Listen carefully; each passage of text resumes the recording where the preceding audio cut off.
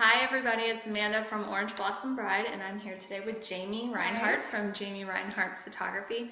And we are going to talk a little bit about how to make sure your wedding day photo experience with your photographer is the best it could be, because let's be honest, your photos are extremely important for your wedding day. So Jamie has given us several tips just to make sure things run smoothly. Now, of course, you want to hire a great photographer because they're going to know these as well. But the first tip that you gave us is picking a photographer you love. So what do you mean by that? Yeah, so this is one of the most important steps. You have to pick a photographer that you love. And that goes beyond liking their pictures. Like, of course, you have to like their pictures, but you also have to like their style. So you need to go through, look at their portfolio, look at their styling, their posing, how they edit, and make sure that all of those kind of fit with the theme of your wedding. On top of that, you need to make sure that you like them.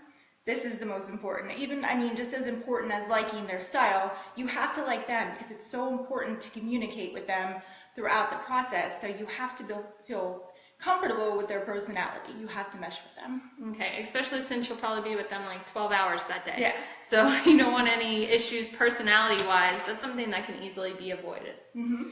And then one other thing is that when you are looking through their pictures, dig a little deeper than just the portrait portfolio that you might see on their website. Go to their Instagram, go check out their Instagram stories if they have them to see any kind of candid behind the scene moments.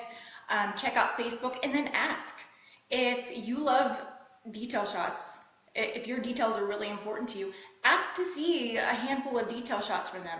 Ask to see portraits, ask to see reception shots, and even ask to see a full gallery. All of that stuff is really important just so that you know what to expect with your pictures. Okay, very good. And how, this is kind of going off script. That's okay. I'm sorry.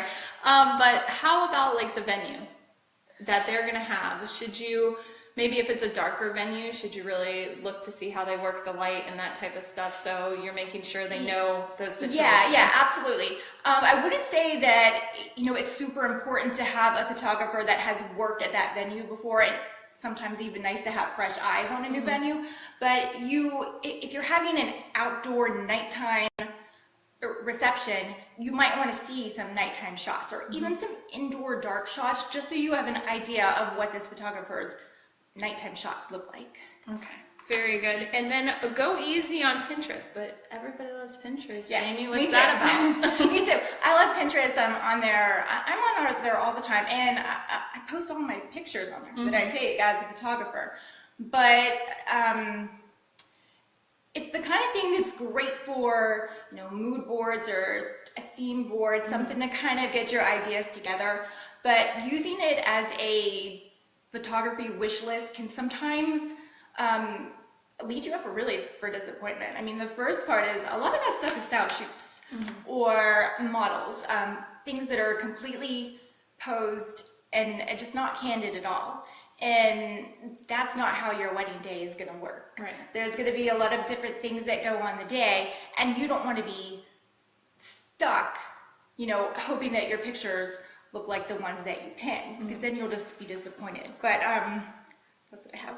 On top of that, you're probably, I know with my wedding, I pinned like crazy. Pinterest was just coming out when I got married, and if you take a look at my wedding boards, which they don't exist anymore, but they were just all over the place. So it's very easy to kind of be confused with your styles. I had everything from nighttime shots to like sunrise shots. I had black and white, light and airy. I had film stuff pinned on there, and nothing really fit with what I was going for my wedding day. So you can kind of, if you give that to your photographer, they're not going to know what you want. Right, and you're hiring your photographer for their style, right? Yes. So kind of let them do what they do best. Yeah, absolutely. So, yes. And then the last thing on Pinterest, I look at my bride's Pinterest boards, only just to kind of get an idea of what they're pinning. But it is possible that if you're pinning too much of the same thing, like maybe a lot of close-up shots, your photographer might say, oh, I really need to take a lot of close-up shots because they like that. really you just pinned it because you thought it was pretty. So you can kind of have them focusing on the wrong thing. Right, Yeah. exactly. Planning your photography timeline and wedding day logistics with your photographer. Yeah, definitely set up a meeting sometime, maybe about a month out, when you kind of know how your timeline's going to look, and start planning a photography timeline. This is not to take the place of your timeline. When your planner makes your timeline. Yes, wedding planners yes. work wonders. But you do have to have an idea of when you are getting, sorry, I lost myself there. When you're going to do your getting ready shots, when you're going to do your portraits, especially if you're not doing a first look, when you're going to do your family formals, all that kind of stuff, you need to have a little bit of an idea of when that's going to take place. Yeah, especially, well, you had mentioned first looks. So how does that affect the timeline? Like if you decide to do a first look, you don't decide, some people like to go the more traditional route. I know first looks have just blown up, you know. I mean, so if you do the first look, if you opt for the first look prior to the ceremony, you're kind of giving yourself a little bit more flexibility with your portraits and your wedding party pictures, because you can kind of bust those out prior to the ceremony. That way you can kind of relax a little bit and maybe get just a couple more portrait shots after the wedding. So that's kind of the benefits, and you get to spend more time with your fiance that day, so that's nice. But if you don't do it, there's definitely ways that you can make sure to fit everything in. One thing would be kind of limiting your family formal groupings. I'm not saying don't include anyone. Like, everyone needs to be included, but maybe not have individual pictures with every family. Maybe keep it to extended family, and then immediate family, and then your parent shots, sibling shots, that kind of thing. So there's, that's important to plan with your photographer, because that'll be important to keep the flow going during the day. Right, and trying not to go on a whim with who's going to be in what pictures and trying to wrangle everybody after everybody's already gone to cocktail hour or something like that. Okay, our last one we're going to go over is be present in the moment at your wedding day, which I would say is probably like number one.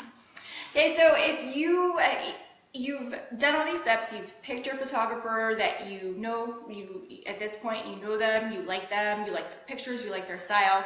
So on your wedding day, just enjoy it, because your pictures are going to be great if you're having a good time, no matter what the day throws at you. So right, exactly. So just really, and it's going to go by so fast. So, you really want to make sure that those pictures, those memories that you have forever, really capture the moment, not you freaking out that, oh, we didn't get this picture or something like that. Like Jamie said several times, make sure that you mesh well with your photographer, and all things will fall into place after that. And then one thing that I didn't mention under the Pinterest part, so instead of showing them a board of pins, something nice to do, it would be to say, like, maybe you love your shoes. Like, you just love your shoes, you want shots of your shoes, just tell them.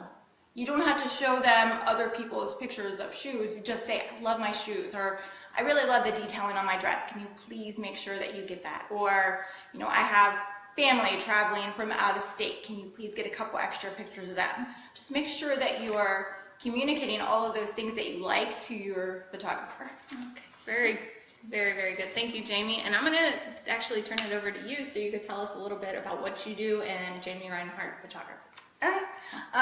Yeah, I'm Jamie from Jamie Reinhardt Photography, and I do wedding and engagement photography. As you can see, I try to work with my couples and really have a nice relationship with them, so that we can meet up and talk. My clients feel free to call or text me at all times, and to hopefully help them have the best experience possible. And you can see more about Jamie on the blog. We have a listing for Jamie, and a lot of her work has been featured on the blog, so you can get a vibe of Jamie's style, and she's a wonderful photographer in the area. I've been doing it for quite some time. So if you have any questions, please feel free to post it, and we will make sure that we get the responses back to you. There will also be a blog post on what we've discussed today. So is there anything else, Jamie? Nice plug. See, she's a good OBB vendor. Look at her. Look what Amanda did. Look. We have our new magazine out. It came out on Monday. Well, technically yesterday. We had our launch party on Monday, and you can also see the magazine on the blog, and Jamie is featured in it. So could see a little bit more of her work. Thank you, Jamie. Thank you. Y'all have a wonderful rest of your Wednesday, and we will see you next week.